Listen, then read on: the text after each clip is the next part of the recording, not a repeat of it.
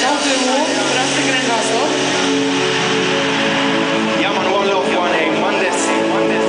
Rozgrzewamy się, rozgrzewamy.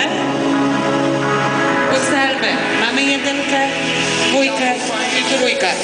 To są chwyty, które będziemy stosować. Jeszcze 4, 3, 2 i podkręcamy. Przekręcamy w prawo, zwiększamy sobie obciążenie.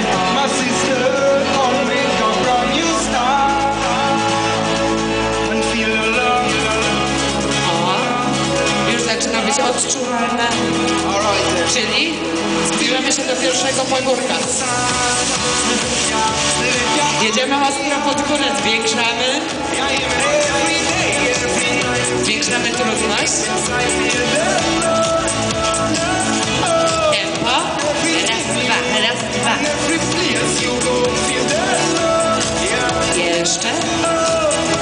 4, 3, 2 i uwaga, góra.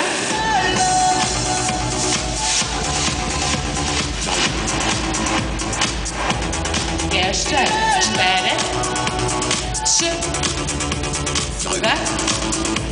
Zmieniamy chwyt na dwójkę.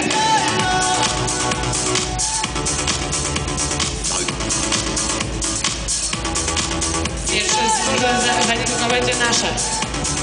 Jedziemy, podziwiamy widoki. Jeszcze 4, 3, 2, trójeczka.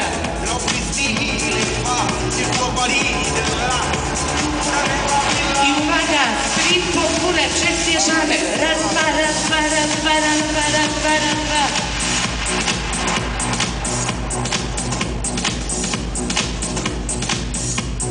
Jeszcze. Tempo. 8, 7, 6, tempo. 5, jeszcze.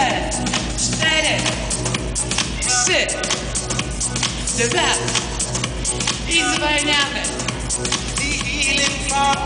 Cały czas trójeczka. Pupa w górze. Zdobywamy pierwszy szczyt. 4, 3, 2, trójeczka.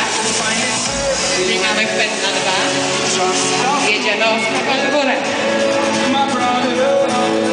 4, 3, 2 i uwaga, siadamy na chwilkę. Nie zmniejszamy oporu. Oddychamy głęboko. Jeszcze 4, 3, 2 i znów góra.